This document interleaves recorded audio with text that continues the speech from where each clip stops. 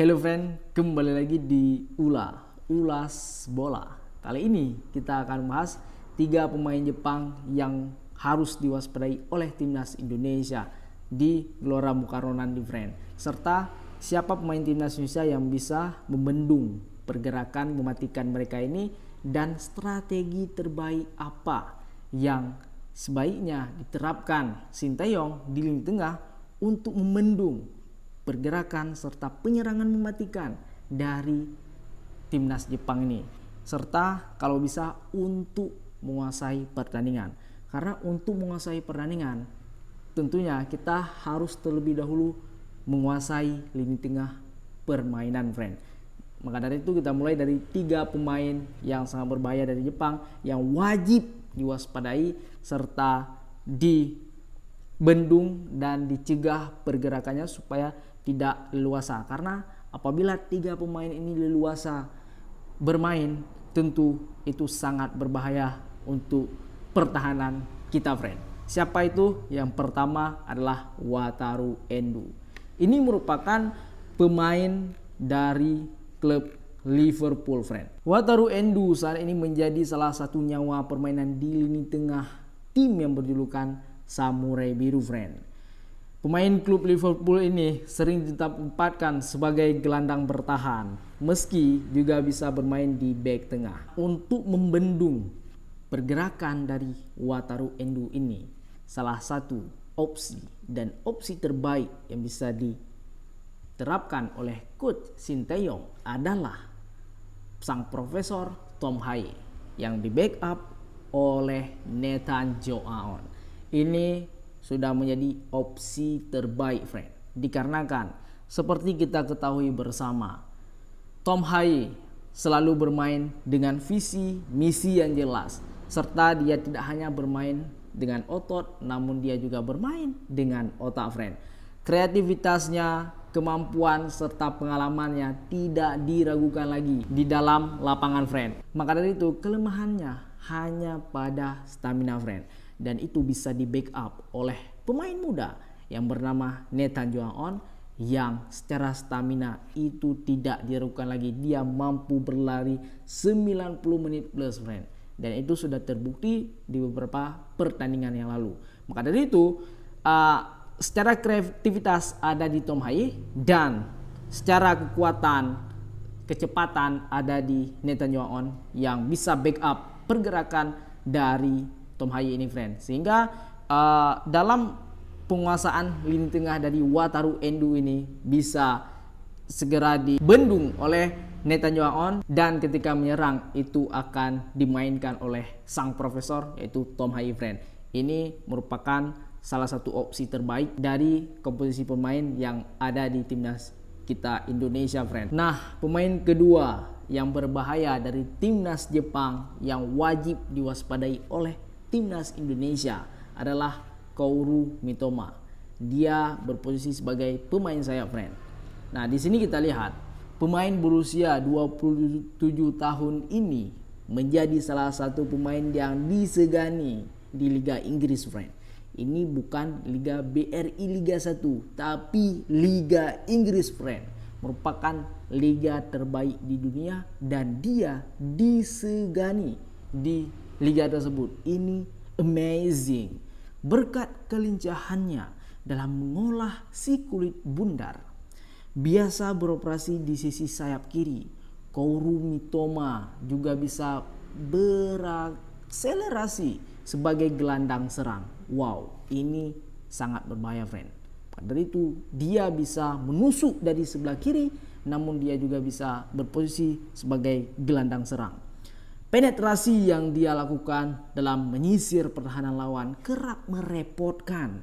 Di timnas Jepang dia sudah mengoleksi 24 caps dan mencetak 8 gol. Ini luar biasa friend.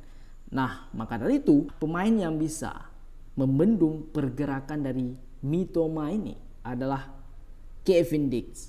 Seperti kita ketahui bersama, Kevin Dix akan ditempatkan oleh coach STY di sebelah kanan friend. Dan ini Mitoma itu pemain sayap kiri yang sering menusuk dari sebelah kiri. Maka dari itu ketika dia menusuk Les Bagri, maka dia akan berhadapan dengan Kevin Dix, dan itu merupakan pemain yang kekuatannya bisa dikatakan sama, karena secara pengalaman Kevin Dix juga tidak kalah pengalamannya, friend. Walaupun dia bukan bermain di Premier League atau di La Liga atau di Serie A, namun dia sudah bermain di Champion, friend. Dan Champion itu juga tidak kalah kompetitifnya serta intensitasnya juga tidak kalah tinggi dari Premier League, friend. Karena itu ini sudah sangat pas untuk membendung pergerakan dari Mitoma ini supaya tidak terlalu leluasa di sebelah kiri penyerangannya, maka akan dibendung oleh Kevin Dix. Maka dari itu kita bersyukur Kevin Dix sudah bisa diproses dan selesai prosesnya dengan secepat kilat, friend. Dan selanjutnya pemain yang ketiga yang sangat berbahaya dari timnas Jepang yang wajib diwaspadai oleh timnas Indonesia adalah Koki Ogawa, pemain depan Nijmegen yang merupakan klub dari salah satu pemain timnas kita, yaitu Kelvin Verdonk, friend. Jadi mereka ini berteman di klub, dan nanti pada Jumat 15 November mereka akan menjadi lawan di lapangan, friend. Biasanya mereka latihan bersama, mereka makan siang bersama.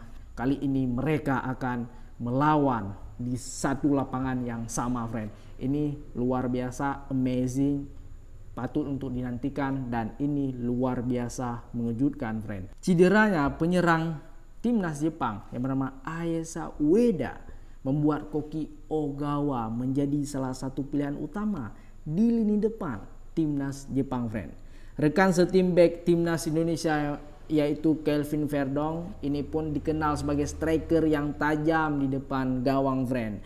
Penyerang berusia 27 tahun ini sudah mengemas 7 gol dari 7 pertandingan bersama timnas Jepang. Artinya setiap satu pertandingan dia mampu mencetak 1 gol, friend. Apabila kita rata-ratakan, mungkin ada ketika pertandingan dia tidak mencetak gol, namun di pertandingan selanjutnya dia mencetak 2 gol, atau sebaliknya dia tidak mencetak gol di 2 pertandingan, maka sekali dia bertanding dia bisa hat-trick, dan itu tergantung bagaimana kondisinya. Jelas apabila dirata-ratakan 1 kali main dia mampu mencetak 1 gol, friend. Apabila dibandingkan dengan striker kita timnas Indonesia masih jauh, namun jangan khawatir, ini striker dari Eredivisie, maka akan dibendung oleh back kita yang bermain di Serie A.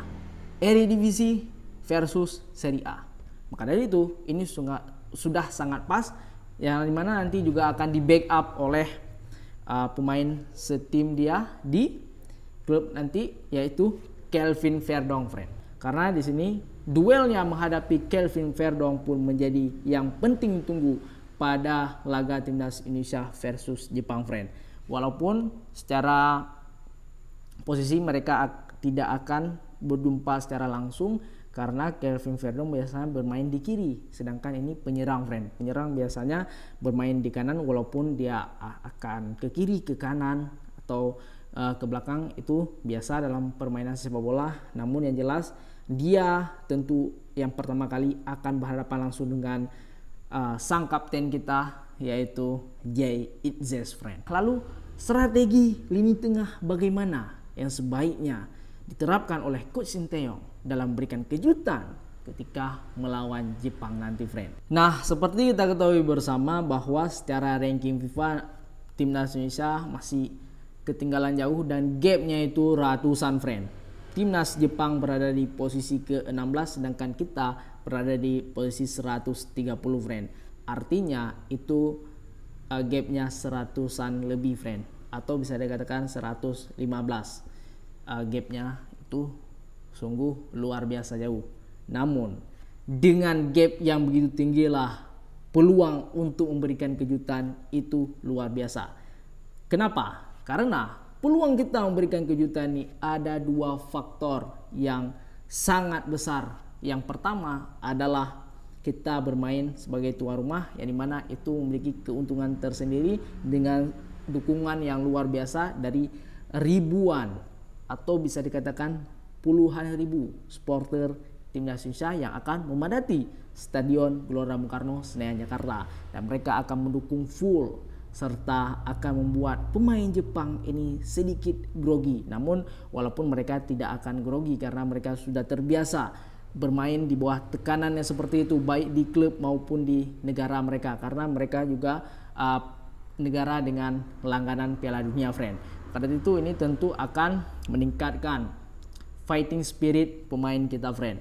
Yang kedua, pemain timnas Indonesia ini sekarang sudah berbeda ketika Indonesia berjumpa dengan Jepang di Piala Asia kemarin, yang dimana kita kalah 4-1. Ini pemain hampir setengah atau bahkan hampir satu kesebelasan ini berbeda. Kemarin tidak ada Tom Hai, tidak ada JIZ, tidak ada Kelvin Verdong, tidak ada Kevin Dix, dan tidak ada Eliano Rangers. Walaupun Max Hilgers tidak main, dia tidak masalah, namun yang jelas kemarin itu juga tidak ada Eliano Rangers dan tidak ada Martin Paes. Tentu ini berbeda kekuatannya, sehingga ini berpeluang memberikan kejutan yang luar biasa karena ranking FIFA kita tidak sesuai dengan kekuatan kita sekarang, karena kekuatan kita setiap bulannya meningkat terus meningkat dari tambahan pemain yang kita dapatkan. Tidak semua negara bisa melakukan hal itu, tidak semua negara termasuk Malaysia tidak bisa menambah pemain setiap bulannya, friend. Namun kita setiap bulannya, setiap pertandingan kita bisa memainkan pemain yang berbeda-beda, friend. Inilah kelebihan kita, negara kesatuan Republik Indonesia yang mampu membuat hal itu. Negara lain tidak mampu, friend. Dan sejauh ini hanya timnas Indonesia yang mendapatkan pemain baru yang berkualitas setiap bulannya, friend. Nah, maka dari itu strategi terbaik apa yang bisa diterapkan oleh Coach Sinteyong dalam memenangkan duel lini tengah ini, friend? Maka dari itu seperti biasa opsinya adalah Tom Hai dan Nathan Joaon, yang dimana kombinasi antara kreativitas dan stamina serta kecepatan dan visi serta kecerdasan dari Tom Hai akan dibantu oleh Nathan Joaon ketika bertahan serta ketika menyerang akan dimainkan oleh sang profesor Tom Hai serta dibantu oleh pemain sayap kita. Ini merupakan opsi strategi terbaik yang bisa diterapkan oleh Coach Sinteyong dengan komposisi pemain yang ada di timnas Indonesia sekarang, friend. Gimana kalau menurut kamu? Silahkan di komen aja. Sekian video kali ini, sampai jumpa di video selanjutnya. Enjoy.